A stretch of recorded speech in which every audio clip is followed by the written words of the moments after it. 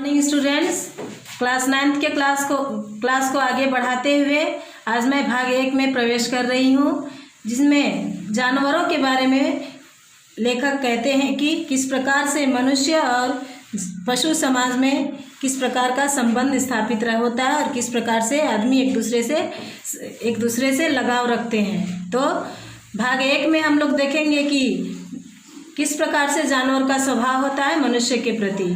तो उसमें 3-4 जानवर हैं, जैसे गधा, बैल और गाय, कुत्ता, ये सभी के बारे में लेखक कहते हैं। तो ये सभी पालतू जानवर हैं जिसे हम लोग अपने घरों में पालते हैं। तो गधा, जिस प्रकार से हम कहते हैं गधा को मनुष्य सबसे बेवकूफ़ समझता है। क्योंकि गधा जो है वो बहुत ही उसमें बहुत ही सहिष्णुता की भावना होती है। उसको कुछ भी करो, चाहे खाने पीने दो या ना दो, उससे कितना भी काम करवा लो, वो बहुत ही सीधा रहता है। उसमें सहिष्णुता की भावना बहुत अधिक होती है और वो कभी भी क्रोध नहीं करता है। वो कभी नहीं कहता है कि हमें ऐसा खाना क्यों मिला, हमसे इतना काम क्यों करवाया जा रहा है। तो वो कभी भी अपनी क्रोध की भावना को व्यक्त नहीं करता है, इसलिए शायद हम उसे गधा कहते हैं, क्योंकि वो अपने तरफ से किसी भी प्रकार की मांग हमारे समक्ष नहीं रखते हैं। उसके बाद हम गाय को भी पालते हैं अपने घर में। गाय भी लगभग उसी प्रकार का जानवर है, लेकिन गाय अपनी मांग को हमारे सामने प्रकट करती है, क्योंकि उसे अगर हम अच्छा खाना ना दे तो वो नहीं खाएगी, और अगर उसके करीब जाएं, उसे कुछ चोट पहुंचाने की कोशिश करें तो वो हमें सींग मारती है। और उसके बाद हम लोग कुत्ता को भी घर में पालते हैं।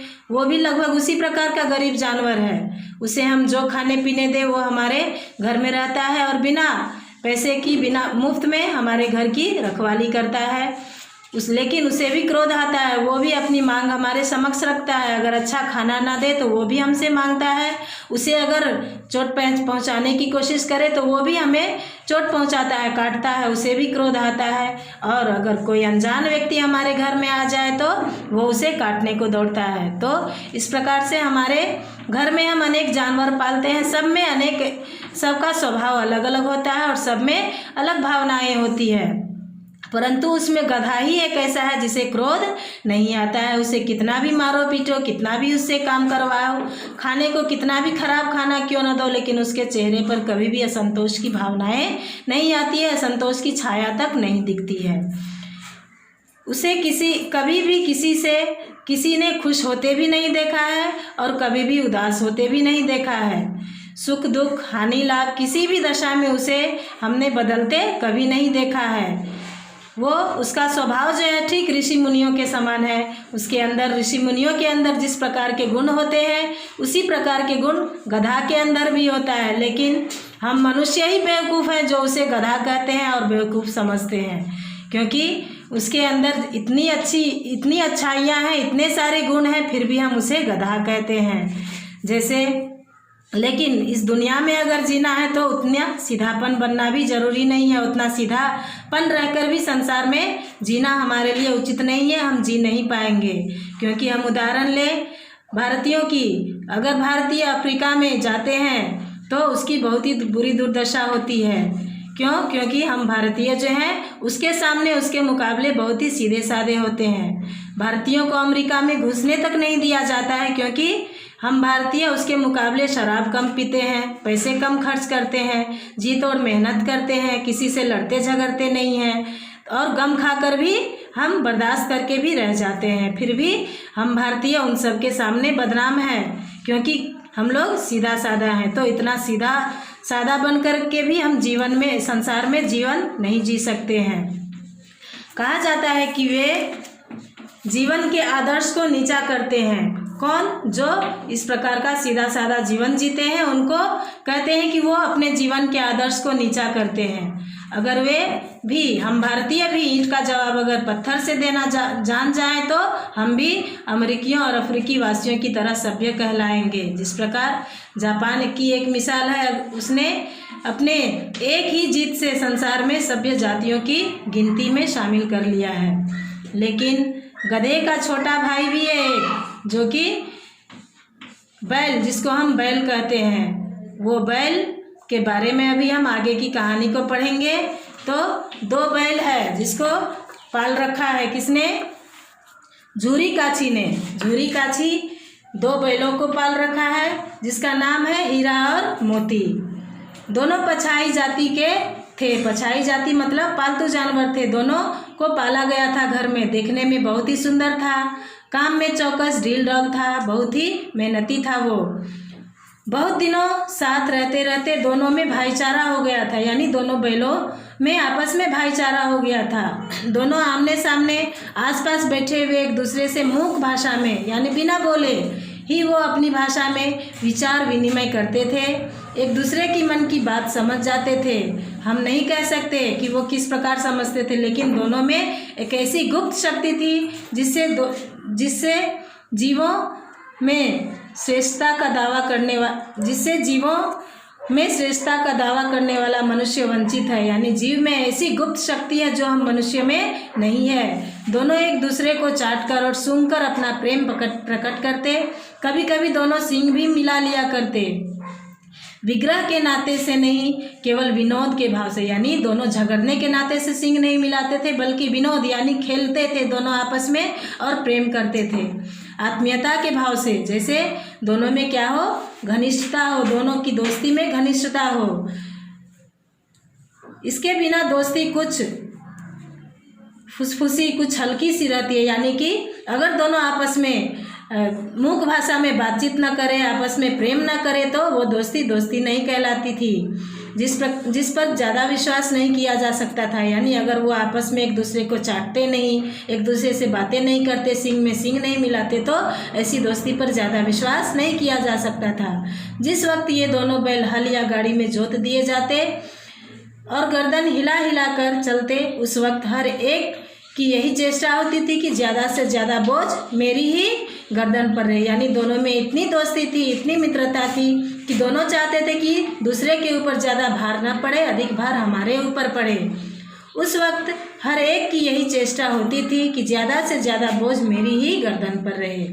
दिन भर के बाद दोपहर या संध्या को दोनों खुलते तो एक दूसरे को चाट चूट कर अपनी थकान मिटा लिया करते। नाद में खली भूसा पड़ जाने के बाद दोनों साथ साथ उठते थे और साथ नाद में मुंह डालते और साथ ही बैठते थे। एक मुंह हटा लेता तो दूसरा भी हटा लेता। यानी खाने पीने, उठने बैठने, चलने फिरने, काम करने से लेकर खाने पीने में भी दोनों साथ साथ रहते थे। अगर एक खाता तो ही दूसरा खाता, नहीं खाता तो वो भी नहीं खाता। तो इस प्रकार से दोनों में गहरी दोस्ती थी। तो हम कह सकते हैं कि हम मनुष्य के से भी अधिक दोस्ती पशुओं में होती है, जानवरों में होती है, और अधिक बुद्धि भी जानवरों में होती है। अब आगे है कि दोनों बैल जब झूरी काछी के यहाँ थे तो बहुत ही अच्छे से रहते थे। बहुत ही अच्छी दोनों की मित्रता चल रही थी। लेकिन संयोग से एक बार झूरी के ससुराल में बैलों की ज़रूरत पड़ी और उसने अपने साले के यहाँ दोनों बैलों को भेज दिया कि कुछ दिन वहाँ काम करे और उसके बाद वो फिर बैल को ले आता।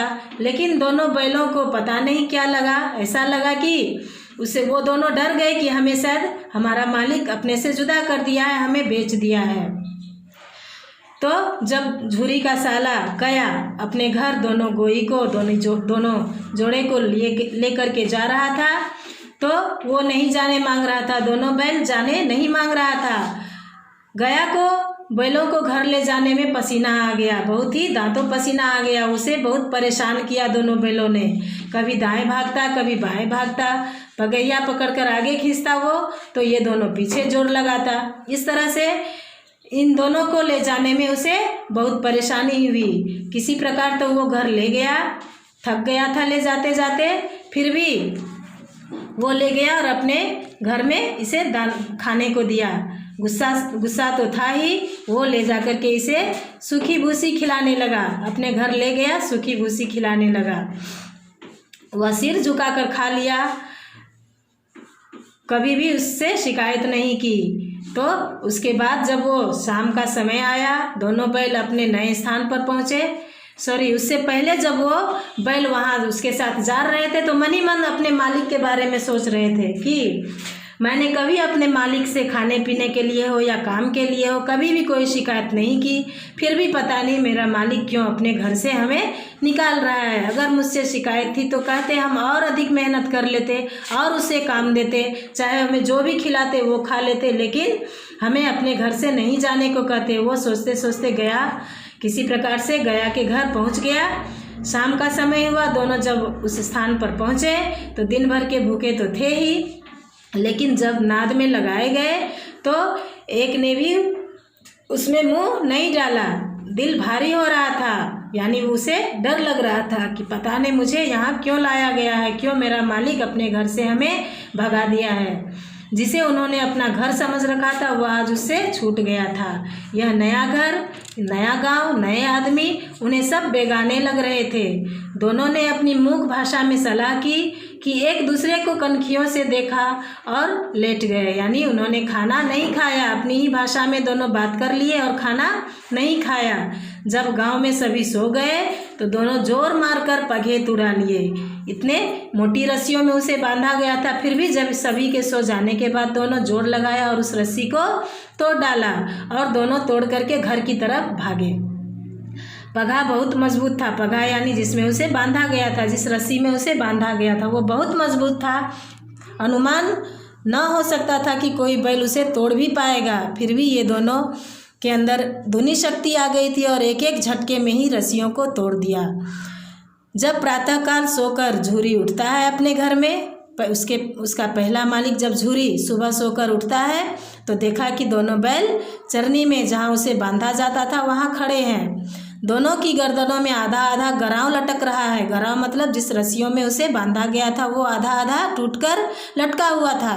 घुटने तक पांव कीचड़ से भरे थे और दोनों की आंखों में विद्रोहमय स्नेह झलक रहा था। यानी दोनों अपने मालिक से प्रेम पूर्वक विद्रोह करने की सोच रहा था कि हम अपने मालिक से पूछे कि हमें क्यों अपने घर से वो भगा दिया था। और दोनों के पैर में कीचड़ भरे पड़े थे। झूरी बैलों को देखकर स्नेह से गदगद हो गया। वो खुश हो गया देख करके, दौड़कर उन्हें गले से लगा लिया और प्रेमालिंगन और चुंबन का वह दृश्य बड़ा ही मनोहर लग रहा था। तो झूरी भी अपने बैलों को भेजकर दुखी था और सुबह सुबह जब वो अपने बैलों को अपने दरवाजे पे देखता है तो वो बहुत खुश हो गया और उसे चुंबन करता है। वहीं घर और गांव के लड़के भी जमा हो गए और ताली बजा बजा कर, अपनी तालियां बजा बजा कर उनका स्वागत करने लगे, क्योंकि वो दोनों बैल की वफादारी और प्रेम देख करके सभी खुश हो जाते हैं। और गांव के सभी लड़के, सभी लोग कहते हैं कि गांव के इतिहास में यह घटना अभूतपूर्व न होने पर भी क्या है, महत्वपूर्ण है। बाल सभा ने यह निश्चय किया कि दोनों पशु वीरों को अभिनंदन पत्र देना चाहिए। कोई अपने घर से रोटियां लाता है, कोई गुड़ लाता है, कोई चोकर लाता है और कोई भूसी लाता है। इस प्रकार से सभी मिलकर के गाँव घर, सभी बच्चे बड़े सभी मिलकर के बैलों का स्वागत करते हैं। एक बालक ने कहा, ऐसे बैल किसी के पास न होंगे। दूसरे ने समर्थन किया उसका और कहा, इतनी दूर से दोनों अकेले चले आए। तीसरा बोला, बैल नहीं है, वे उस जन्म के आदमी हैं। इसका प्रतिवाद करने का किसी को साहस न हुआ, यानी इसके विरोध में बोलने का किसी और को साहस नहीं हुआ। अब आते हैं हम लोग इससे आगे। झूरी की स्त्री बैलों को अपने द्वार पर देखती है, क्योंकि झूरी की स्त्री के भाई के घर उसे भेजा गया था, इसलिए वो बैलों को देख करके चिढ़ उठती है, जल उठती है और बोलती है कि कैसे नमक हराम बैल है कि एक दिन वहाँ काम ना किया और भाग खड़े हुए। तो इसमें बेचारे बैल की क्या गलती है? उसे क्या पता कि उसे 1-2 दिनों के लिए भेजा गया था। वो तो सोचा कि शायद मालिक ने हमें अपने घर से जुदा कर दिया है, अलग कर दिया है, इसलिए वो वहाँ से भाग खड़ा हुआ। लेकिन उसकी पत्नी कहती है कि ये नमक हराम कामचोर बैल है जो कि एक दिन भी वहाँ काम नहीं कर पाया। झूरी अपने बैलों पर यह आक्षेप न सुन सका, यानी झूरी को अपनी पत्नी का यह बैलों के बारे में किया गया आक्षेप उसे अच्छा नहीं लगा। नमक हराम क्यों है? वो झूरी कहता है कि ये नमक हराम क्यों है? चारा दाना न दिया होगा तो क्या करते? यानी वो अपने बैलों के पक्ष में कहता है कि अगर चारा दाना नहीं दिया होगा इसलिए ये भागा है। स्त्री ने रोब के साथ कहा, बस तुम ही तो बैलों को खिलाते हो, खिलाना जानते हो, और तो सभी पानी पिला पिला कर रखते हैं। तो स्त्री भी जल उठी, भून उठी और वो भी उसे डांट दिया कि बस तुम ही खाना खिलाते हो और कोई थोड़ी खिलाता है। झूरी ने चिढ़ाया, चारा मिलता तो भागते क्यों? स्त्री चिढ़ी, भागे इसलिए कि वे लोग तुम जैसे बुद्धुओं की तरह बैलों को सहलाते नहीं, खिलाते हैं तो रगड़कर जोतते भी हैं। ये दोनों ठहरे कामचोर, भाग निकले। अब देखूं कहाँ से खली और चोकर मिलता है। यानी वो अब घर में उसे दंड देना चाहती है और कहती है कि अब देखते हैं कि इसे कौन अच्छा खाना खिलाता है, खली और चोकर कौन देता है। सूखे भूसे के सिवा कुछ न दूंगी, खाए चाहे मरे। तो अब बैलों को ये दंड देना चाहती है और वही हुआ। वह अपने मजदूर को ये हिदायत दे दी कि कोई भी सूखी के सिवा और बैल को कुछ भी खाने को नहीं देगा। बैलों ने नाद में मुंह डाला तो फीका फीका, न कोई चिकनाहट न कोई रस। क्या खाएं? आशा भरी आंखों से द्वार की ओर ताकने लगे। तो सूखी भूसी देख करके, फीका फीका देखकर वो कहते हैं कि अब हम क्या खाएं। वो आशा भरी यानी उसे और मिलेगा कुछ खाने को अच्छा, ये सोच करके द्वार की ओर ताकने लगे। झूरी ने मजदूर से कहा, थोड़ी सी खली क्यों नहीं डाल देता? तब वो कहता है मजदूर की मालकिन मुझे मार ही डालेंगी, चुरा कर डाला। झूरी कहता है चुरा कर डाला। तो नौकर कहता है ना दादा, पीछे से तुम भी अपनी पत्नी की ही उन्हीं की सी कहोगे, यानी अपनी पति की ही पक्ष लोगे, इसमें मैं बेचारा मारा जाऊंगा। तो इस प्रकार से ये था भाग एक में इतना ही था बैलों के बारे में। अब हम लोग अगले क्लास में भाग 2 को पढ़ेंगे।